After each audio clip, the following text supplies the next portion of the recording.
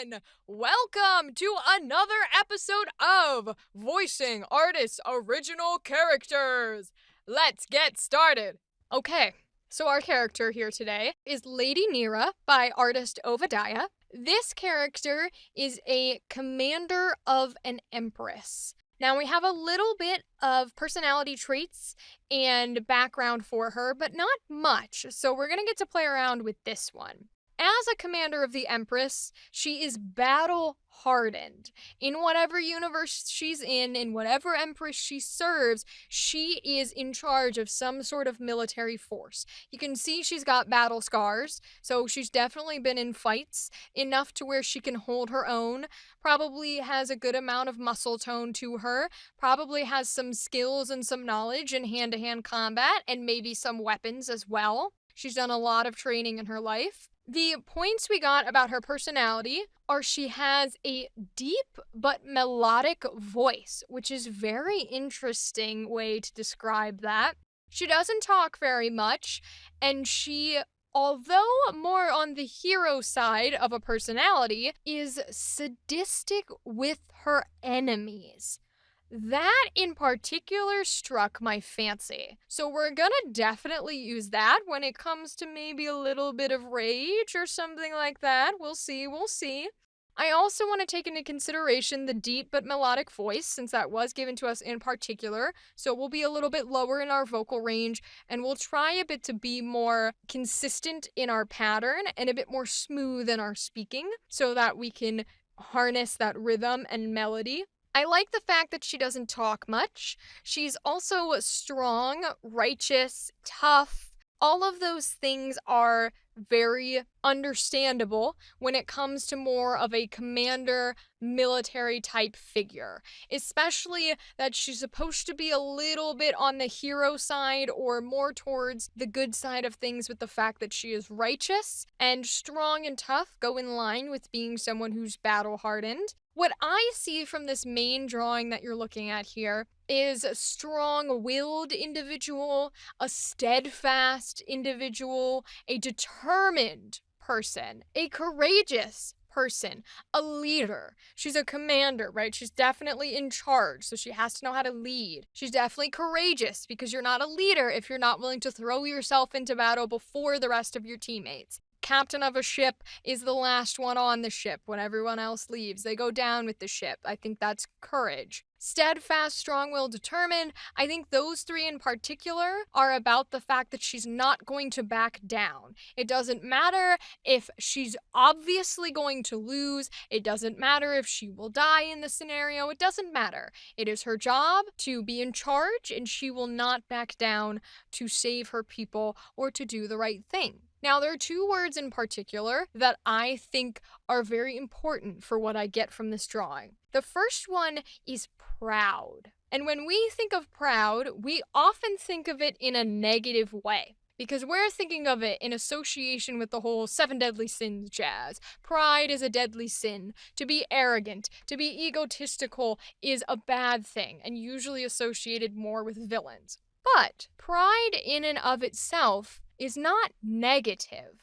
It is not bad. Whether or not it is a sin is up to you and your religious beliefs, but it's not purely a negative adjective, because it is okay to be prideful about your competency, about yourself as a person. It is okay to have pride in your people, especially in your soldiers, because that helps them feel good about themselves. So I want to use proud for her, and I get proud from this drawing, but I get it in a positive way. Especially because she's using her hand and pushing it against her mouth in a way that, in my opinion, mimics how a lot of characters, they'll do a quick little, 2-second fight with another character. They're both off on opposite ends, and there's a little blood coming from their mouth, so they take the back of their hand and they wipe it off and they give a little smirk. That is what this reads as to me. Whether or not it's that can be up to interpretation, but that is what this reads as to me. She's got a little blood, she's wiping it off, and she's giving a little smirk. And I think that's a bit of pride. I don't think we need to take this as a villain, as she's fighting someone and she's like, oh, I'm gonna kick your butt. I think we take this as maybe she was training one of her soldiers, or maybe someone who was in the right or believed they were in the right stood up to her and challenged her to a fight, and they're standing their ground, and she's proud of them for doing that. She's proud that they could land a hit on her. Any of these scenarios could be possible.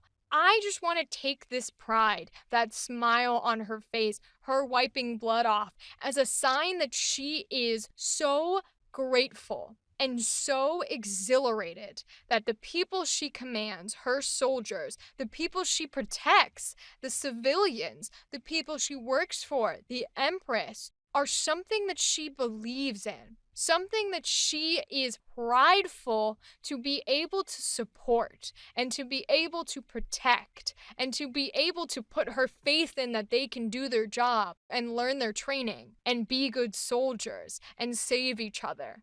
That's where I want the pride to come in. The other word that I get from this drawing is loyal. Now, loyal tends to be a bit more in our context of when we think of commanders or soldiers versus the drawing itself. So you could argue that maybe it doesn't come from the drawing, and maybe it comes from that idea that she is a leader in charge. But I think loyalty is still important in this situation, because if she is righteous, if she is fighting for what she believes is the good side and for the future and to protect people, then loyalty between her and her soldiers and her Empress are incredibly important. And that loyalty cannot waver. And I don't think it would waver in someone who sees themselves as a wall, as a protector. This is our embodiment of what we think of when we see a protector, that physical barrier that will not let harmful things in. So she has to have that loyalty to people, and they have to have it to her so that they all have each other's backs and feel safe with each other. So those two words are something we're going to focus on, but of course everything else is still important. So let's give Lady Neera a neutral dialogue line here. Good work, men. It's not easy doing the job we do, but it is worth it to see the smiles on our people's faces when they wake up in the morning and they know they are safe from the monsters outside. It is worth every turmoil, and I hope you see that too.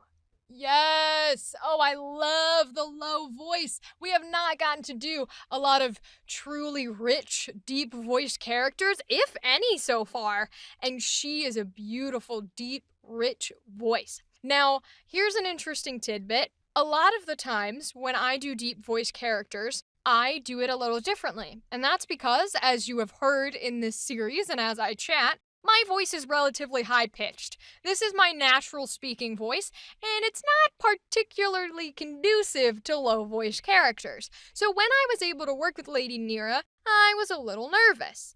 I was a little bit like, okay, I gotta bust out these rusty low-voice skills. But the way that we are able to do that is because we have to focus on these traits we were given. So it's not just low, it's not just deep. Yes, that was the word. It's melodic. That's the one I focused on, because melodic to me reads as someone who is speaking in a way that they could give a speech, kind of like what we just did with the neutral line, and you would never bore of hearing what they had to say. They could talk in circles, they could not have any idea what they're talking about, they could repeat themselves 5 times over, but it wouldn't matter, because you're listening and you're going, yeah, wow, oh my God, right?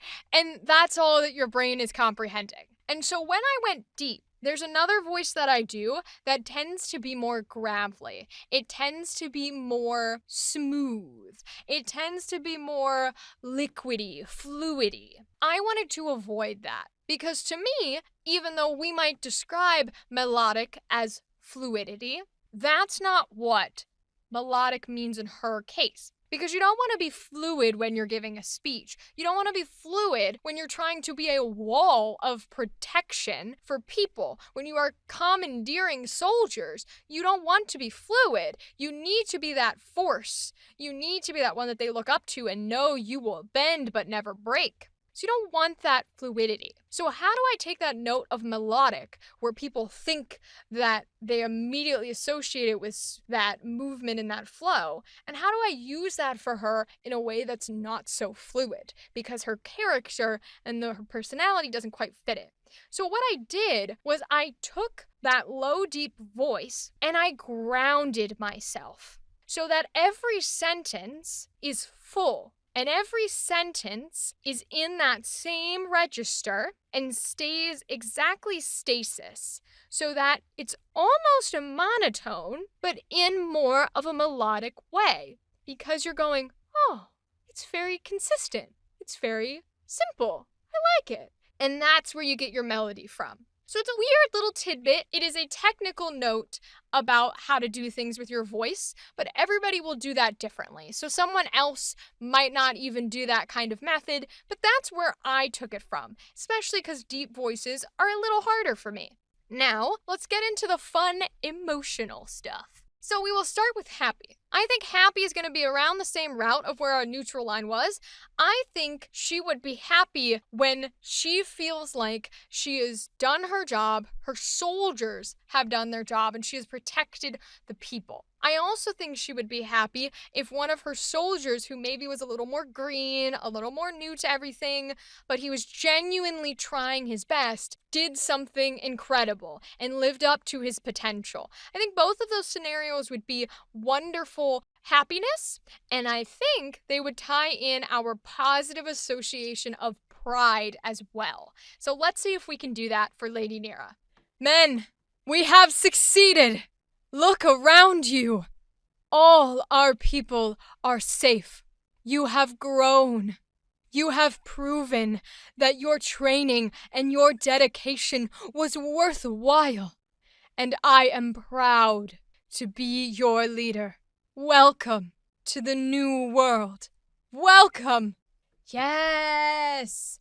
Wow, it's so much fun to be able to be so grounded and happy at the same time. We often think of happy as upbeat and bubbly and energetic. Even when it's calm, we tend to think of it being softer and not as stable. But when you have such a stable and a wall of a character, it is so nice to live and breathe into what pride and happiness mean to someone who has both feet on the ground. That is a wonderful feeling. I really like that line that we just gave her because it was a wonderful moment of this person who is a figurehead to some extent. Just the prowess and the welcoming attitude that she has shown to these people is so much fun. You almost get a mentor figure from it as well, because she's a leader and she's in charge and she's giving you that positive feedback. It's a stable beacon for you to be like, this is who I look up to. Mentorship figure. I love that.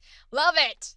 Now, let's go into the fun stuff, especially with a battle-hardened warrior, anger. Anger is going to be fun as hell, because when it comes to battle-hardened characters, when it comes to low-voiced characters, anger is one of the best emotions because they tend to be passionate. They are loud. They are not quiet. They might not talk a lot, and we did have a little bit of that note earlier where she doesn't talk much, right? But when she does talk, she talks. And that's why in these other lines, they were a bit more speechy. She might not talk very often, but when she does, what she says is powerful, especially when she's angry. Because when you're in that heightened emotion, she's gonna talk even less than she does normally, but she's gonna be more powerful with her words. She's gonna be more intense with what she has to say. And I'm very excited to get that going.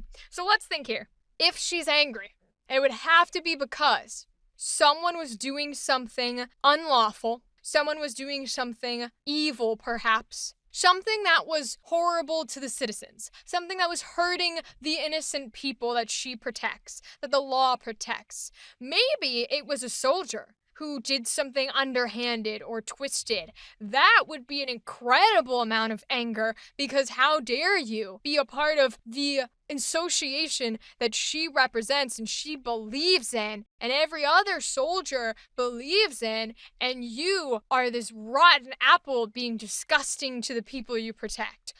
Ooh, that would make her fired up, I bet, and that's what we're gonna roll with. Let's go. Enough! How dare you? You joined this organization. You wear my uniform. You will show respect, or you will pay the price. Oh, I love it, I love it, I love it. I love when strong, deep-voiced, righteous characters are angry. It's so much fun. Listen, I'm a villain girl. Don't get me wrong. I've probably said this before. I adore villains. They're my favorite thing to do because they're just crazy, chaotic shit, right? I love it. But if I have to go hero route, if I gotta go good girl, good boy, whatever, my favorite are these powerhouses, because there's nothing better than standing on your own 2 feet, squaring your shoulders, and going, try me. Try me. You will not beat me. I will not let you. Incredible. Absolutely wonderful. I love that for Lady Neera. And now, let's go into sad. What would make Lady Neera sad? And what kind of sad would she be? That's a good question. I think Lady Neera would be an explosive sad. We've dealt with a lot of characters in this series that are a calmer, colder, softer sad. And I think with Lady Neera, we've been very strong, we've been very steadfast, we've been very powerful. I don't think that should stop when we get to sadness. Now, when I say she's eccentric in her sadness, I don't mean crazy. I don't mean that she's bawling her eyes out. I don't mean that she's screaming and wailing.